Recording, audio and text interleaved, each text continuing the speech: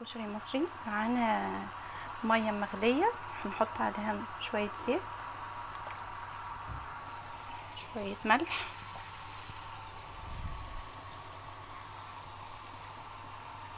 هنحط المكرونه،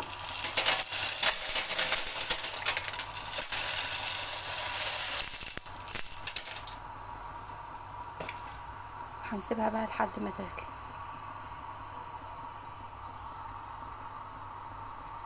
دلوقتي هنعمل الصلصه. معانا شويه زيت،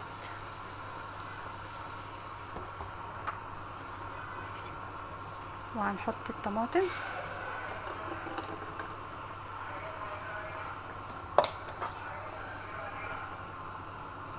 المكرونه اهي استوت، اهي الطماطم بدأت تغلي. هنحط لها فلفل وثوم بودرة، بصل بودرة، معلقة من كل حاجة، شوية بابريكا، شوية ملح،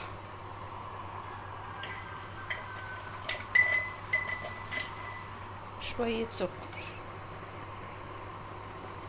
طماطم استوت معانا الصلصة.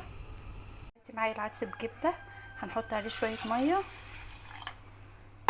وهنحط كمون، نحط شوية كمون وشوية توم، شوية ملح، ونسيبه بقى لحد ما يغلي،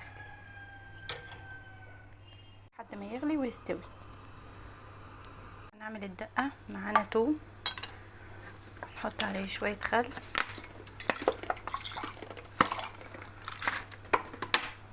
وشوية مية، نحط شوية ملح، شوية بابريكا، شوية فلفل اسود، شوية توم بودرة، شوية بصل بودرة،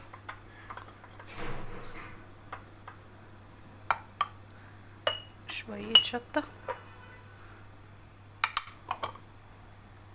وشوية كمون. بس كده، هي دي الدقة. دي الدقة استوت معانا اهي.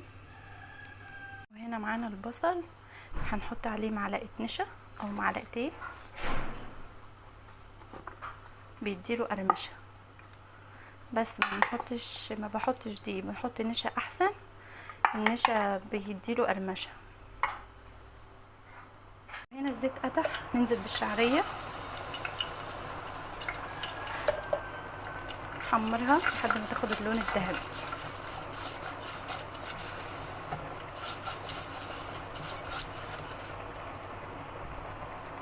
الشعرية اتحمرت، هننزل عليها بالرز.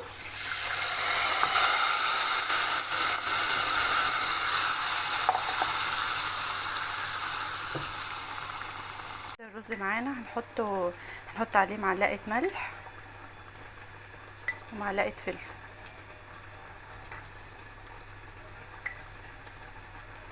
نقلبها ونسيبها بقى تستوي. وده الرز بالشعرية، وحطينا عليه الشياطة.